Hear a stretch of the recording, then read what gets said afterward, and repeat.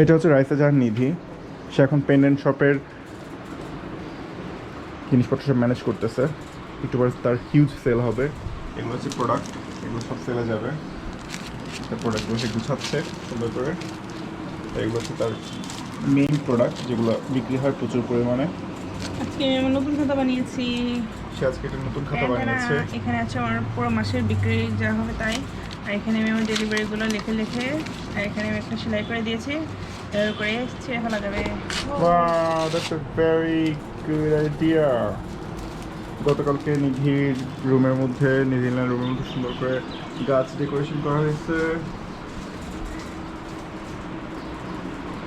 পুরো সিলিং পর্যন্ত যেখানে নিধিলা শুয়ে থাকা অবস্থা দেখতে পারবে।